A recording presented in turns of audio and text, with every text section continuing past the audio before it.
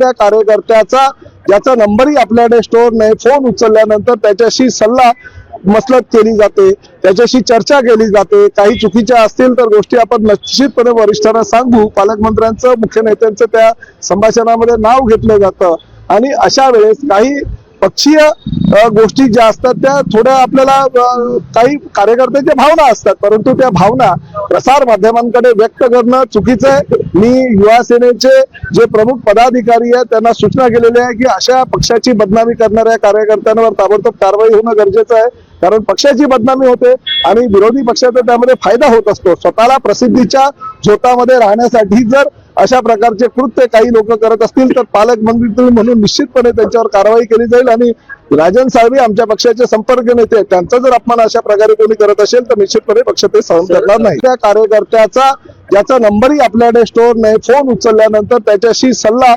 मसलत केली जाते, त्याच्याशी चर्चा केली जाते. काही चुकीच्या असतील तर गोष्टी आपण निश्चितपणे वरिष्ठांना सांगू. पालकमंत्र्यांचं, मुख्य नेत्यांचं त्या संभाषणामध्ये नाव घेतलं जातं आणि अशा वेळेस काही पक्षीय गोष्टी ज्या असतात त्या थोड्या आपल्याला काही कार्यकर्त्यांच्या भावना असतात, परंतु त्या भावना प्रसार माध्यमांकडे व्यक्त करणं चुकीचं आहे. मी युवा सेनेचे जे प्रमुख पदाधिकारी आहेत त्यांना सूचना केलेली आहे की अशा पक्षाची बदनामी करणाऱ्या कार्यकर्त्यांवर ताबडतोब कारवाई होणं गरजेचं आहे, कारण पक्षाची बदनामी होते आणि विरोधी पक्षाचा त्यामध्ये फायदा होत असतो. स्वतःला प्रसिद्धीच्या झोतामध्ये राहण्यासाठी जर अशा प्रकारचे कृत्य काही लोक करत असतील तर पालकमंत्री म्हणून निश्चितपणे त्यांच्यावर कारवाई केली जाईल. आणि राजन साळवी आमच्या पक्षाचे संपर्क नेते, त्यांचा जर अपमान अशा प्रकारे कोणी करत असेल तर निश्चितपणे पक्ष ते सहन करणार नाही.